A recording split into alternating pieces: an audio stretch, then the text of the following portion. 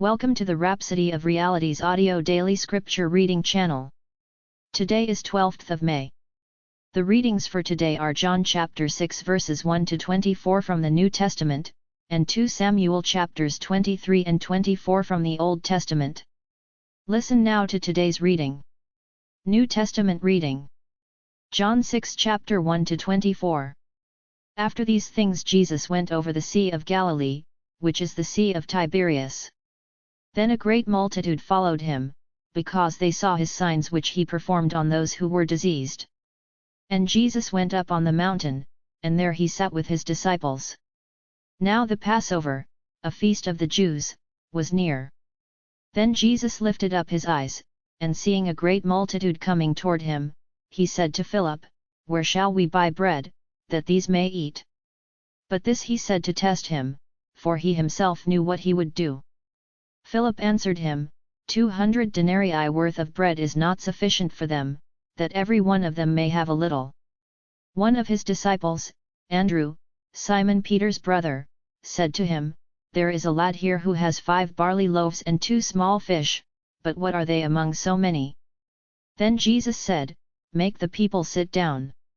Now there was much grass in the place. So the men sat down, in number about 5,000. And Jesus took the loaves, and when he had given thanks he distributed them to the disciples, and the disciples to those sitting down, and likewise of the fish, as much as they wanted. So when they were filled, he said to his disciples, "Gather up the fragments that remain, so that nothing is lost." Therefore they gathered them up, and filled 12 baskets with the fragments of the 5 barley loaves which were left over by those who had eaten.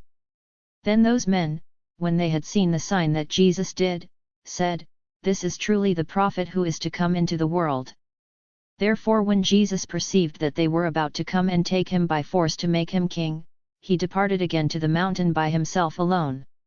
Now when evening came, his disciples went down to the sea, got into the boat, and went over the sea toward Capernaum. And it was already dark, and Jesus had not come to them. Then the sea arose because a great wind was blowing. So when they had rowed about 3 or 4 miles, they saw Jesus walking on the sea and drawing near the boat, and they were afraid. But he said to them, "It is I, do not be afraid." Then they willingly received him into the boat, and immediately the boat was at the land where they were going. On the following day, when the people who were standing on the other side of the sea saw that there was no other boat there, except that one which his disciples had entered, and that Jesus had not entered the boat with his disciples, but his disciples had gone away alone. However, other boats came from Tiberias, near the place where they ate bread after the Lord had given thanks. When the people therefore saw that Jesus was not there, nor his disciples, they also got into boats and came to Capernaum, seeking Jesus. Old Testament reading. 1 Kings chapter 9. And it came to pass, when Solomon had finished building the house of the Lord and the king's house, and all Solomon's desire which he wanted to do, that the Lord appeared to Solomon the second time, as he had appeared to him at Gibeon. And the Lord said to him, "I have heard your prayer and your supplication that you have made before me. I have consecrated this house which you have built to put my name there forever, and my eyes and my heart will be there perpetually. Now if you walk before me as your father David walked, in integrity of heart and in uprightness, to do according to all that I have commanded you, and if you keep my statutes and my judgments, then I will establish the throne of your kingdom over Israel forever, as I promised David your father, saying, you shall not fail to have a man on the throne of Israel. But if you or your sons at all turn from following me, and do not keep my commandments and my statutes which I have set before you, but go and serve other gods and worship them, then I will cut off Israel from the land which I have given them, and this house which I have consecrated for my name I will cast out of my sight.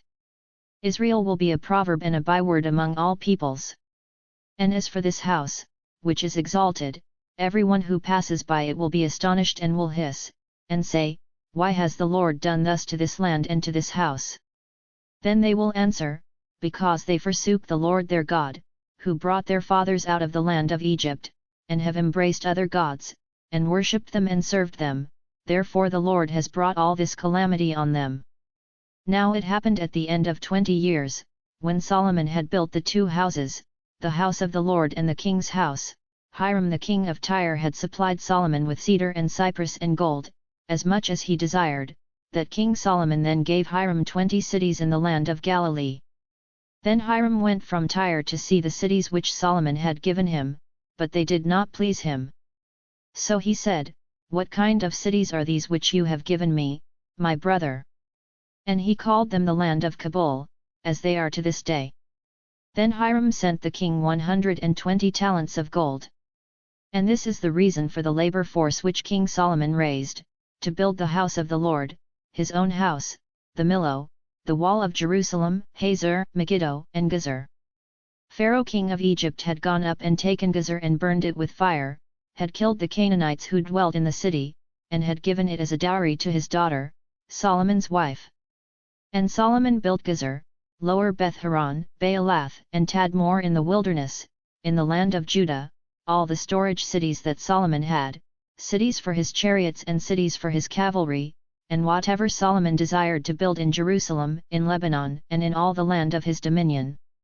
All the people who were left of the Amorites, Hittites, Perizzites, Hivites, and Jebusites, who were not of the children of Israel, that is, their descendants who were left in the land after them, whom the children of Israel had not been able to destroy completely, from these Solomon raised forced labor, as it is to this day.